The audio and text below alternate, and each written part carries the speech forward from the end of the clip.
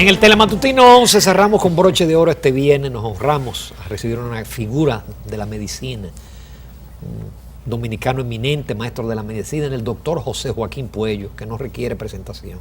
José Joaquín, es un honor y un placer tenerte hoy viernes, robándote a tus pacientes momentáneamente. Sí, aunque ya dentro de unos minutos, cuando terminemos, voy a una cirugía de mucha importancia, ¿no?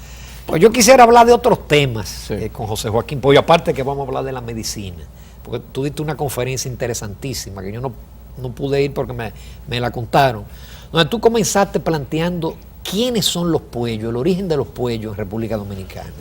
Sí, eso fue una invitación que nos hiciera, digo, porque invitaron a mi hermano Sí. Juan Francisco, de parte de Pelegrín Castillo y de un movimiento que él ha creado con una serie de personas que no son, no es partidario realmente, es político pero no es partidario. Y ese movimiento tricolor invita a personas... El movimiento tricolor. Tricolor. Y entonces él invita a personas para hablar un poco de lo que ha sido, de lo que es y lo que puede ser nuestra nacionalidad. Entonces desde ese punto de vista nos invitó a Juan y a mí para hablar de nuestros antepasados.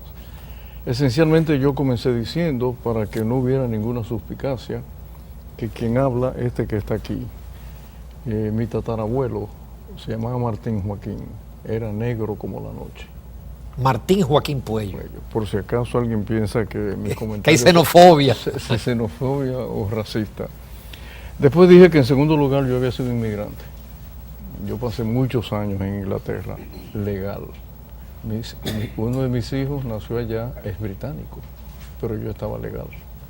Entonces comencé diciendo que de eso se trataba, que todo esto que está pasando con los extranjeros que están aquí, que lo que habría que hacer es simplemente regularizar todo eso y que la gente simplemente viniera con su visa y estuviese aquí en la República Dominicana. Exacto. Legal.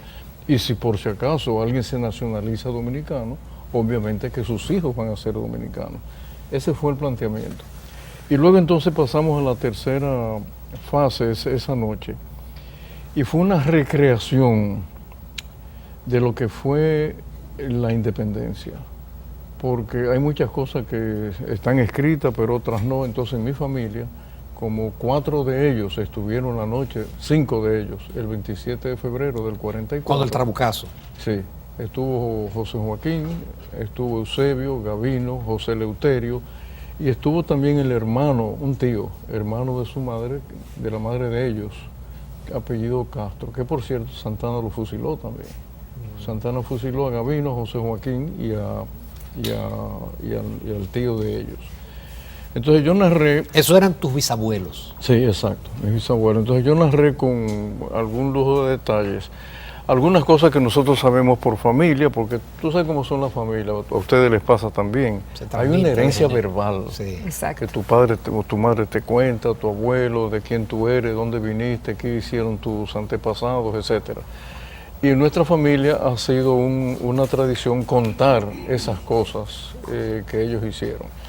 Obviamente que ha habido libros, como el libro de Víctor Garrido Puello, también él era nieto de los febreristas, pero también ahora recientemente se publicó un libro, el doctor Fran Miniño Marión Landés, para recordar a nuestros amigos que nos están viendo, don Fran fue un gran urólogo y durante 25 años estuvo investigando sobre los Puellos. Y Fabio Herrera, revisando todo lo que él escribió, encontró el libro, un libro voluminosísimo. Entonces se lo llevamos allá al Archivo General de la Nación, a Roberto Casá, y lo publicó. El libro se titula Los pilares de bronce. ¿Por qué las columnas de bronce? ¿Por qué las columnas de bronce? Porque esa es la frase que usaba Napoleón sobre sus generales. Él decía, la gloria no es mía, la gloria es de las columnas que yo tengo, que eran sus generales. Entonces ahí viene toda la historia. En resumen, simplemente para introducir el tema, la independencia de la República Dominicana fue una independencia de amigos, Eran amigos todos. Por ejemplo, en mi familia, el del medio de los Puellos, Gavino, era compadre de Sánchez. compadre de Jacinto de la Concha, compadre de Juan Erazo, compadre de Martín Puche. Por eso es que cuando lo fusilan, él le deja a sus hijos a Martín Puche. Y eso ha sido una tradición conocer eso en nuestra familia. Pero, por ejemplo, José Joaquín era íntimo amigo de Sánchez y del propio Duarte. Por eso es que cuando Duarte lo persiguen, ¿dónde se esconde Duarte? En la casa de José Joaquín, que era coronel del ejército haitiano, y ahí no lo iban a ir a buscar. Entonces, Eusebio, por otro lado, su amigo, vamos a decirlo en términos coloquiales, su canchanchan, era Pedro Santana. Por eso es que no lo fusila. Y por eso que Eusebio tuvo sombras. Cuando Eusebio se lanza con los febreristas, él era íntimo amigo de Santana. Y cuando fusila a sus dos hermanos y a su tío, él a Eusebio no lo fusila, sino que lo exilia. Y luego entonces en el 1855, Eusebio con Cabral dirige la batalla de San Tomé contra los haitianos. ¿Quién era el ayudante de Eusebio en ese momento, el que llevaba su maletín con las vendas por si acaso lo herían? Máximo Gómez, que era un adolescente. Qué interesante. Que era un adolescente. Entonces empezamos a narrar todo eso para dejar la impresión en el público que estaba ahí, y lo digo aquí tan simple como yo pueda, es que esta nación costó mucha sangre y mucho sacrificio. Y mirando todo lo que ellos hicieron, la verdad, Ramón, que uno se le para los pelos de la piel. Ninguno fue rico, ninguno tuvo fincas, no dejaron nada, Ramón, nada, absolutamente nada. No hubo herencia. El legado patriótico. El legado patriótico.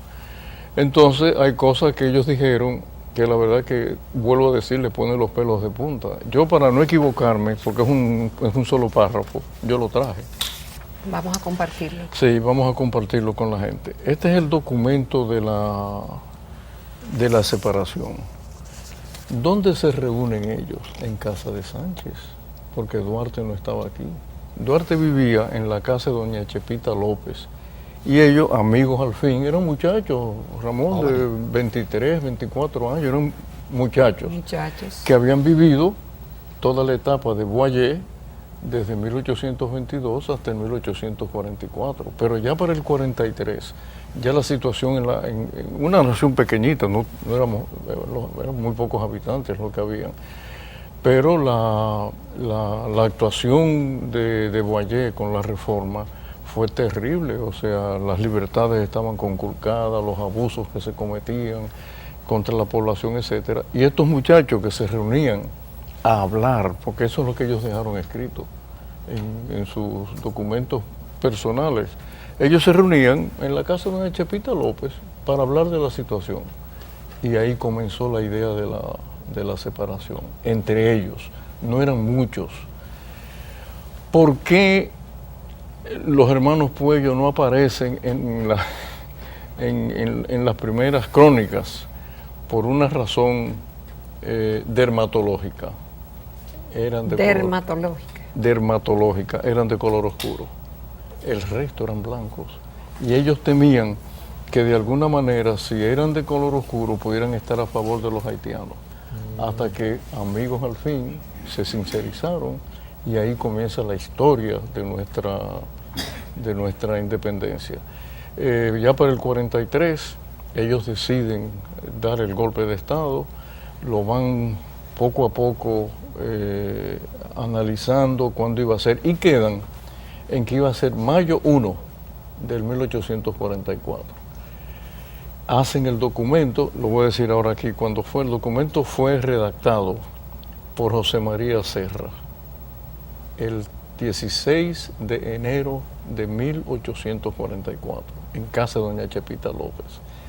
Como no había teléfono ni celulares en esa época, hubo que salir a caballo a repartir el documento en el interior del país. Ni fotocopia. No había tampoco fotocopia. ¿Quién lo reparte? Gavino. Es Gavino quien lo reparte, el más joven de los Puellos. Pero cuando empieza San Cristóbal, Baní, Asua, y se encuentran con los conjurados de esas ciudades, se da cuenta de algo, es que ya los haitianos tenían sospecha de lo que iba a pasar. Entonces, oigan qué interesante esto. ¿Por qué el 27 de febrero? No fue a lo loco.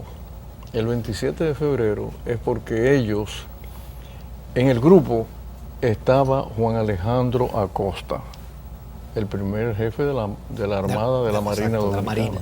Era un marino. Entonces Juan Alejandro Acosta busca, sabía astronomía, busca la curva de Gauss para la Luna y se da cuenta que para finales de febrero y más bien para el 1 de marzo iba a ser de noche, no iba a haber luna. Sin embargo, iba a haber ya cuarto menguante para los días 26 y 27 de febrero. Y por eso es que ellos se deciden por el 27. Por la oscuridad. Por la oscuridad. Cuando Gavino llega del sur, él llega el día 23, eso es lo que dice Gavino en lo que él dejó escrito, llega el 23, el 24 en la mañana se reúnen en la casa de Duarte, donde vivía Sánchez, y ahí entonces ya ellos firman el documento. Y el documento lo firman Sánchez, lo firma Remigio del Castillo, Tomás Bobadilla, José Joaquín Puello y Manuel Jiménez. Quiero decir esto con mucha precisión, porque el documento de la independencia lo firman 5 personas solamente. Y lo que dice ese primer párrafo es para poner los pelos de punta a uno. Yo lo voy a leer porque es cortito. Cuando le mandan este documento a Desgrot, que era el gobernador de Santo Domingo y representante del Corso francés, ellos le dicen la razón por la cual van a declarar la independencia. Y le dicen, la vamos a declarar por la privación de nuestros derechos, por las vejaciones y las malas administraciones del gobierno haitiano. Y esto nos ha puesto en la firme e indestructible resolución de ser libres e independientes. Y aquí viene el párrafo que uno dice, Dios mío, qué clase de gente, ¿no? A costa de nuestras vidas y de nuestros intereses.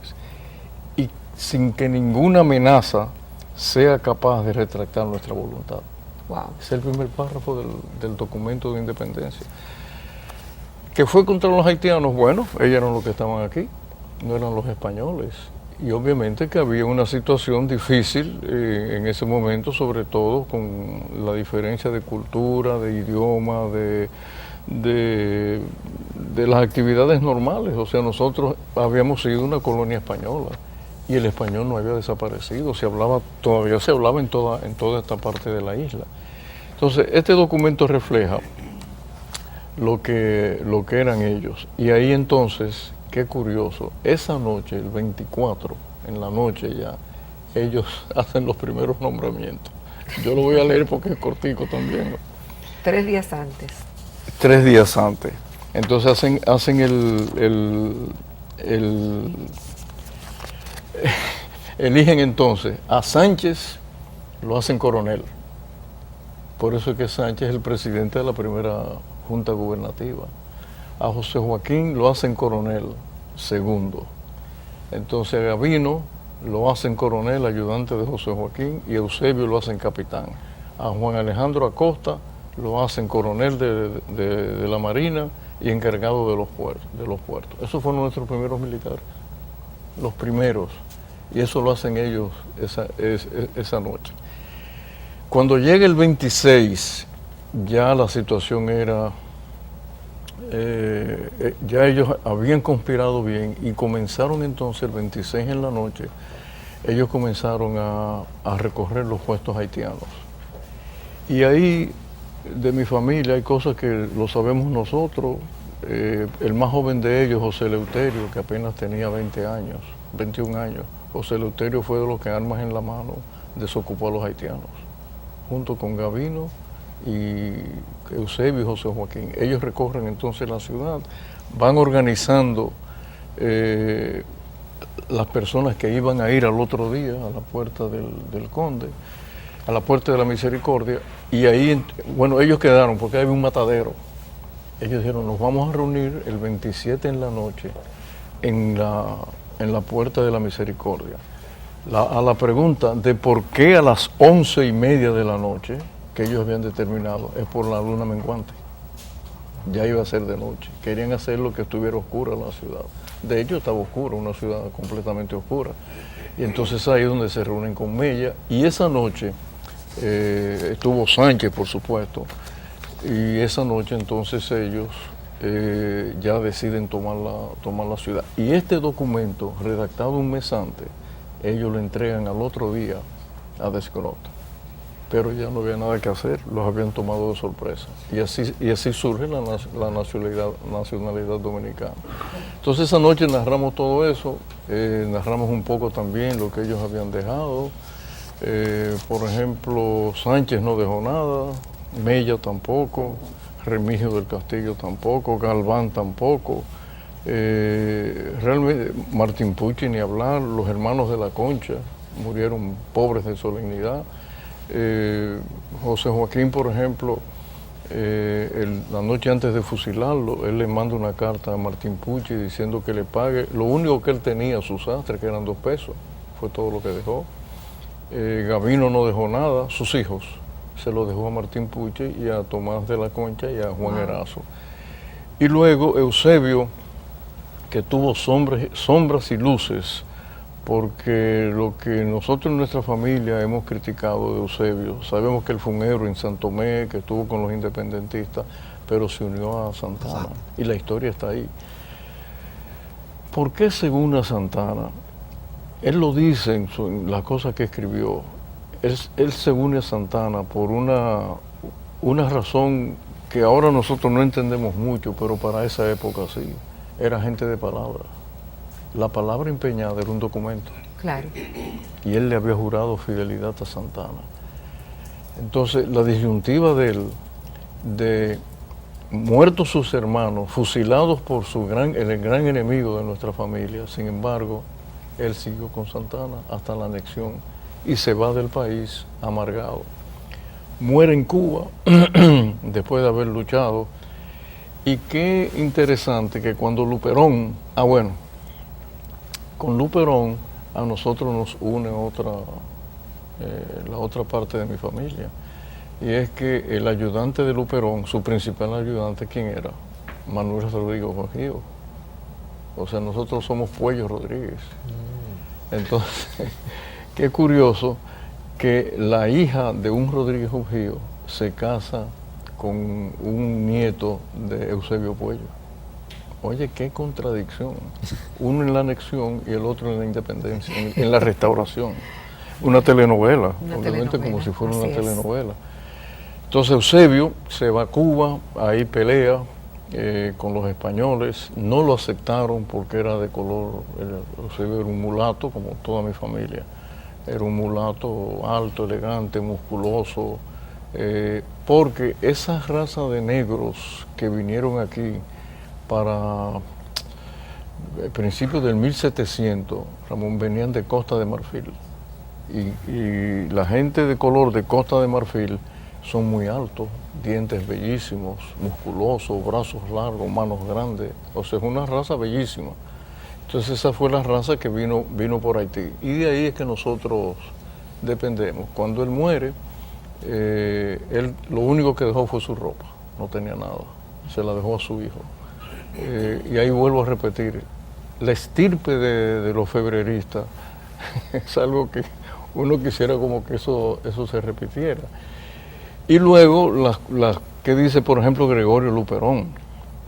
Gregorio, en su autobiografía, él dice, Ramón, dice textualmente, si nosotros, los restauradores, tuviésemos un general como Suero, como Contreras o como Eusebio Puello, hubiésemos ganado mucho antes la restauración. O sea, dándole... Qué bien. Vamos a una breve pausa, José Joaquín Puello. Interesantísimo esa clase de historia. Volvemos en unos minutos. Quédense con nosotros.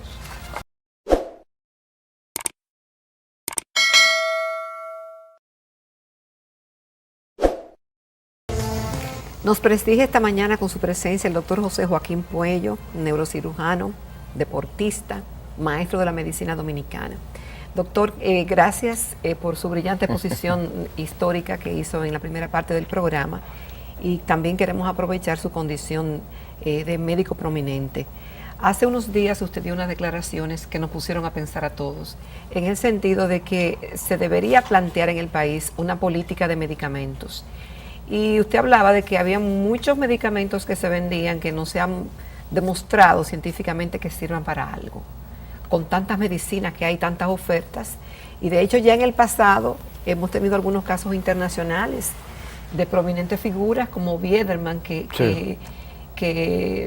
fue a juicio por la indicación de determinados medicamentos. Sí. ¿Cuál es la realidad y a qué conclusión se puede llegar al día de hoy al respecto? Bueno, hay una revolución en el mundo entero ahora con la farmacología. Que por cierto, el paréntesis que yo voy a hacer en unos segundos es el siguiente. Cuando yo doy esa declaración, yo la doy como una alerta de que, en primer lugar, pensando sobre todo en defender las inversiones que el gobierno hace, nuestro gobierno, el Estado Dominicano, en los medicamentos que compra. Y en segundo lugar, tan importante como eso, defender al paciente. Yeah. De que lo que el paciente tome le haga un efecto positivo. Tenga un efecto positivo. En el mundo la farmacología ha cambiado, ahora es una revolución gigantesca, ya lo que nosotros estudiamos en la Escuela de Medicina en farmacología ya no es así, desgraciadamente. Ahora lo que hablamos es de 3 nichos de la farmacología. Primer nicho, medicamentos que curan, sí los hay. Sí los hay. Sí, y buenos. Vamos a poner un ejemplo en cada uno. Usted tiene una bronquitis o una amigdalitis por un estreptococo, usted le da, o una infección por un hongo, un paciente que tiene HIV, usted le da los antibióticos a ese paciente y lo cura, sin lugar a dudas. O sea, sabemos que hay medicamentos que curan. Es decir, los antibióticos curan. Sí, curan. Voy a poner un ejemplo de cada cosa. El segundo nicho de la farmacología es medicamentos que controlan, pero no curan. Que controlan enfermedades. Sí, 2 ejemplos tradicionales que la gente nos está escuchando. Los antihipertensivos, sí. Usted se los toma, la presión baja, pero usted sigue con la hipertensión. Exacto. Si usted lo deja de tomar, la hipertensión sigue. O el diabético tipo 2, que se toma sus medicamentos antiglucemiantes y la glicemia baja, el azúcar baja en la sangre, pero no lo deja de tomar porque vuelve y sube. Entonces hay medicamentos que controlan la enfermedad. Y el grupo más amplio son aquellos medicamentos que fueron creados para una cosa y se usan para otra cosa, lo cual es una falsedad de las grandes industrias farmacéuticas que lo producen y que han sido debidamente multadas. ¿Por quién? Por la Suprema Corte de Justicia de Estados Unidos. Entonces, eso está totalmente documentado, de medicamentos que hemos usado por años, que los fabricaron para algo, no sirven para eso, y luego lo mercadearon para otra cosa. Entonces, hay un cuarto nicho que se desprende de ese tercer nicho, y es que algunos de esos medicamentos pueden matar al paciente. ¿Pueden matar al paciente? Pueden matar al paciente. ¿Y se venden? Entonces, eso está debidamente sustanciado. Hay unos medicamentos que son los llamados antiinflamatorios no esteroideos, que algunos de ellos, eso está sustanciado, pueden matar al paciente. Y de hecho... ¿Cuál sustancia, doctor? Lo que llaman los COXIP, que hay un grupo enorme de ellos, y la mayor parte de ellos son tremendamente dañinos al ser humano y pueden producir daños en el corazón. Entonces, todo eso vino... Es decir, que hay medicinas que pueden enfermar. Ah, claro. Y pueden matar. Claro que sí. Además, fíjense, la gente que nos está viendo, si ustedes toman el instructivo que viene dentro de la cajita donde viene un medicamento, dice efectos adversos, efectos secundarios. No, uno no tomaría nada si uno lee los efectos adversos. Así es, pero hay que decirlo, para que el paciente sepa que está tomando eso y que puede tener efectos adversos. Ha habido casos, bueno, terribles. Yo recuerdo cuando yo estudiaba en Inglaterra que salió la talidomida. Sí, que deformó muchos niños. Y, bueno, miles de niños nacieron sin brazos, sin una mano, con hidrocefalia, etcétera. Entonces, hay medicamentos que hay que tener cuidado. La industria farmacéutica es una industria muy poderosa. Solamente por encima de la industria farmacéutica actualmente en el mundo solamente está la industria de las armas. De las armas. Y luego viene en tercer lugar la industria del narcotráfico. Quiere decir que las tres industrias de mayor productividad económica son esas tres. En vista de eso, se han creado algunos organismos importantes para de alguna manera controlar a las grandes farmacéuticas. Y después me voy a referir a la República Dominicana.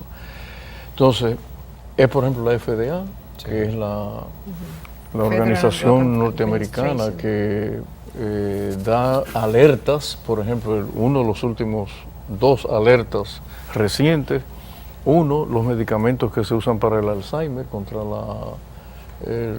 lo que se supone que tú debes bloquear para que no se produzca el Alzheimer. Ninguno de los medicamentos que se venden al día de hoy en República Dominicana tiene ningún efecto. Es decir, no se ha demostrado eficacia. No, en absoluto, porque la medicina moderna está basada en evidencia. Usted no puede hacer la propaganda o el mercadeo de un medicamento anecdóticamente. No, en medicina hay fases del desarrollo. Pero para que se llegue a vender el medicamento se supone que deben probar su eficacia Sí, primero. pero entonces falsean los resultados.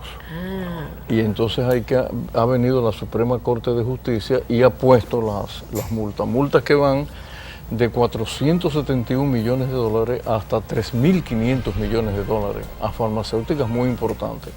Entonces, hay ahora una revolución en el mundo entero con respecto a eso, de que hay que proteger al consumidor. Este es el libro que ha revolucionado todo eso. Sí. Aquí lo vamos a presentar en pantalla. Que lo están vendiendo al público ese libro. Sí, bueno, parece que recogieron muchos de ellos, pero todavía se puede conseguir. Medicamentos que matan. Y crimen organizado. Interesantísimo. Lo importante no es el título, es quién lo escribe. Profesor Peter Gotche, que es el profesor de farmacología en Copenhague. Este es el libro que ganó el premio del libro más importante de medicina el año pasado. Del mundo. José Joaquín, qué pena no tener más tiempo, pero te agradecemos en todo lo que vale toda esa charla que nos diste sobre la patria y también todos estos datos importantes sobre estas alertas. Y yo creo, Ramón, que el gobierno, el ministerio está haciendo un trabajo, hay que todavía ser un poquito más estricto, sacar esos medicamentos que no hacen nada, y ese simplemente fue una alerta que yo di, y lo tenía que dar, Ramón, la verdad que sí, porque yo soy médico, o sea, yo no puedo quitarme ese ropaje. José Joaquín, muchísimas gracias en todo lo que vale por haber sacado este Gracias, tiempo. doctor. Gracias. Tiempo que es de tu paciente. Gracias. Nos vamos a la recta final, amables televidentes.